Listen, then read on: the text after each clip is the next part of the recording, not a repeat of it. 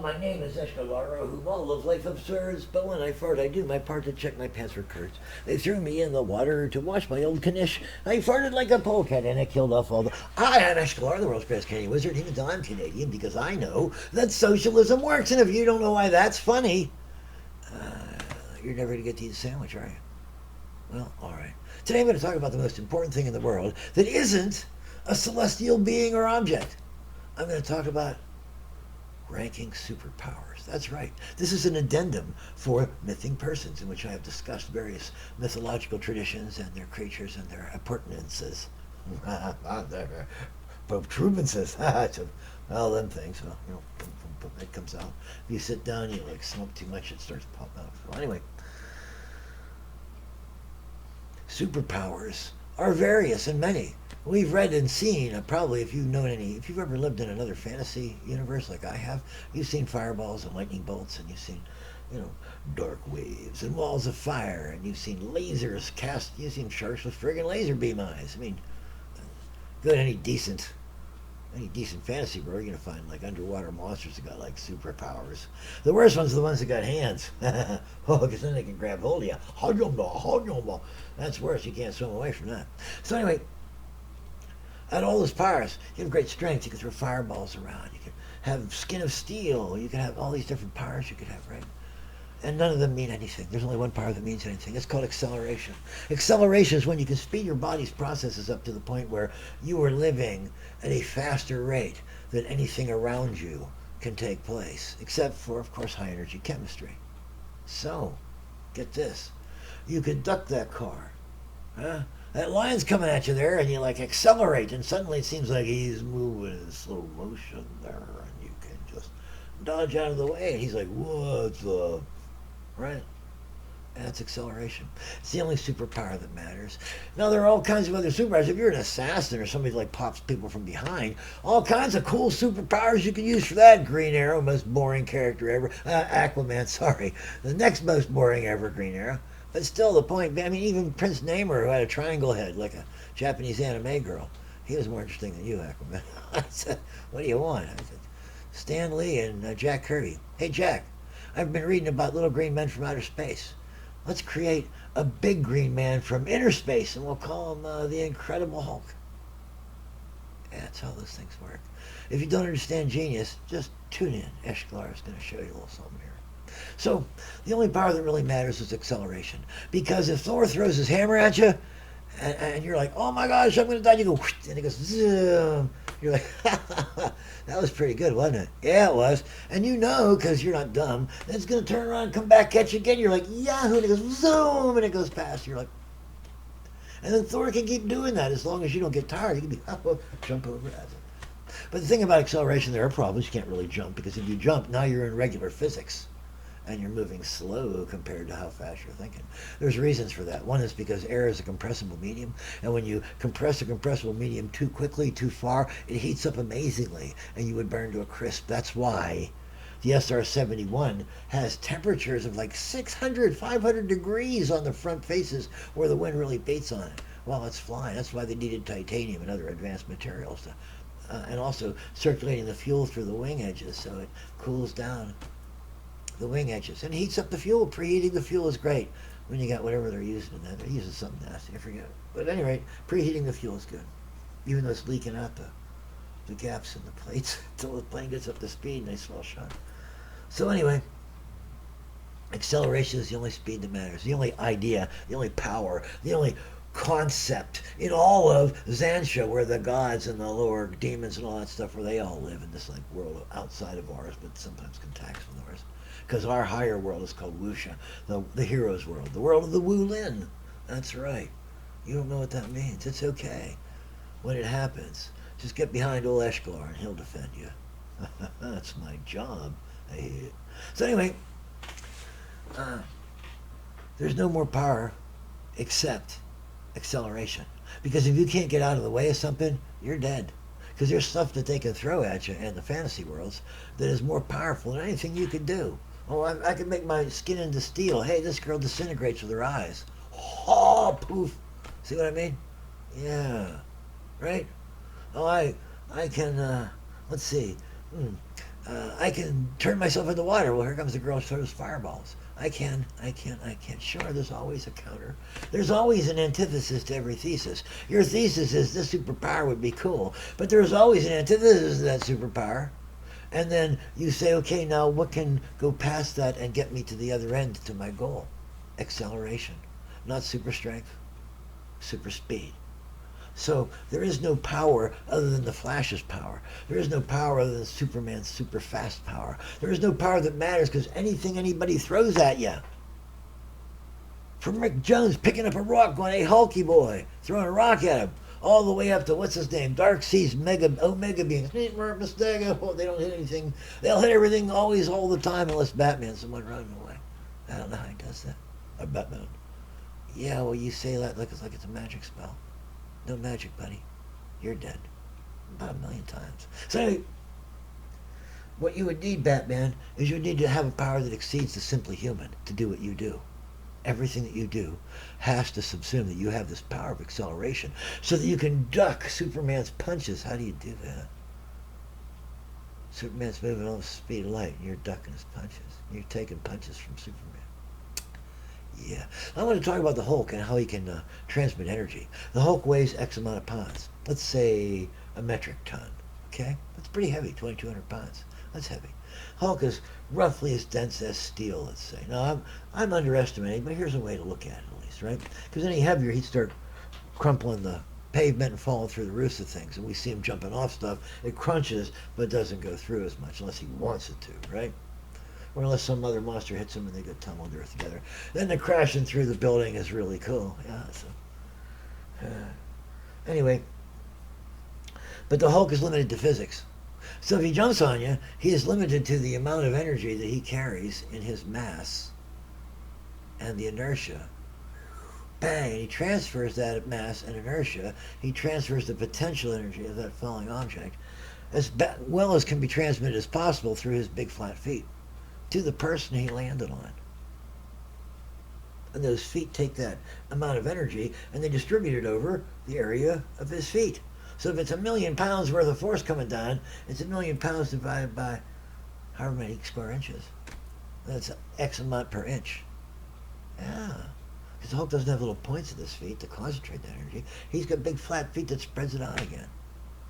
So he can use a lot of energy. He can bring his 1,000-pound mass down and land on something, but what else does he do? Stick his fist out? That's still a 1,000-pound mass landing on something. Now the contact area is this big instead of 2 giant feet, and so that reduces the contact area, that increases the relative pressure per square inch by a goodly amount, right? But it's still arithmetic. It's not like exponential. So, logarithmic. My friend. So your only power that matters is to get out of the way of those things, even if they're not as powerful as you're told they are. The only way that Hulk could hit as hard as they show him hitting is if he had a mechanism that made him able to punch at enormous speed, because he only has X amount of mass to carry. And the rest of it is that mass times speed. That's what that means. It's like calculations and stuff. It's like physics. No, it's not. It's like ballistics. Not the same thing. But physics, of course, ties together with ballistics. Once you start mixing moderately high energy chemistry like rapid oxidation with ballistics, you start to get some interesting stuff. Boom, bang. Wow. We sank the hood. Oh, so anyway. But super strength, that's got to have limits of physical ability versus and mass versus speed. There's only so much the Hulk can do with a fist because it can only move so fast, and it can only carry X amount of energy based on the Hulk's mass. If he puts more energy than his mass can counter in it, he'll push himself away. Yeah. Try it sometime against a target that's heavier than you are. Oh, you find you push yourself away.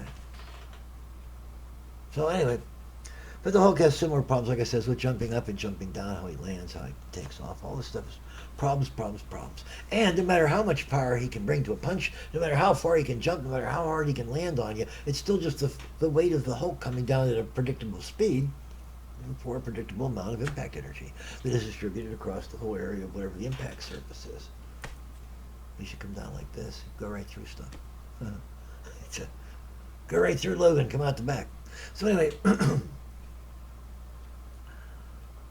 however, no matter how good your powers are, no matter how strong the Hulk is, no matter how many spells Doctor Strange does, all this stuff, if you can't react fast enough to counter the enemy's attacks and gambits, then you won't live long enough to show everybody how cool your powers are.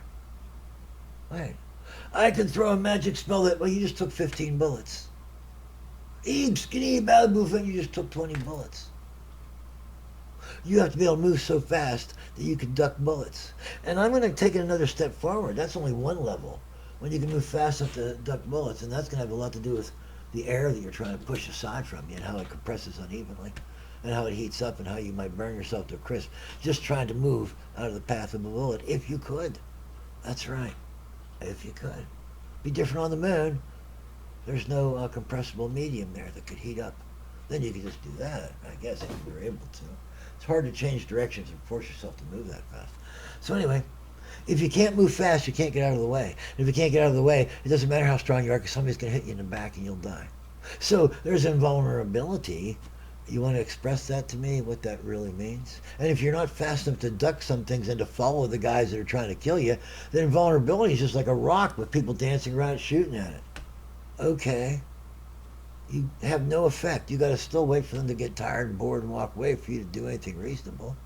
So you've squandered your power and let people tell you how to use it. No. Speed is the only thing that matters. Speed is life. Ask any fighter pilot. Speed is life. Speed can be converted into potential energy. It can be converted into altitude. It can be converted into inertia, impact energy. Speed is good. Nothing else is nearly as good as speed. I can take fireballs. I can absorb energy. Let's say I can absorb radiant energy, fireballs, lightning bolts, that kind of thing. I can do that, but I'm not fast enough to spin around and see it coming. Uh-oh, I could still die from the thing I'm good at. I'm not fast enough to dodge out of the way of those bullets. Tut. Or maybe the kind of energy I absorb isn't kinetic potential energy, it's only radiant energy. And I couldn't catch a bullet. So I have to duck the bullet. And if I'm not fast enough to duck the bullet, I got the ability to snuff the sun, and if you hit me with a bullet, I'd die. So, a superhero, a godling, a daimon, as I call them, a gibor, one of the giborim, yeah, any of those guys, they need to be able to move so fast it transcends normal human reaction time. A lot faster than humans. So fast that to be able to beat up a tiger, like the Chinese immortals do, or even the 108, what is the 108, right? What's the big novel? One of those guys could beat up tigers. Well, he wasn't beating up tigers by letting them hit him a few times because he would have died. He could take on tigers because he was faster than they were. It's the only thing that changes it. Strength is good. Speed is better. Strength, if you could just get in on that tiger before it killed you, but it's 3 times as fast as you are. You ever watch tigers fighting? Much faster than men.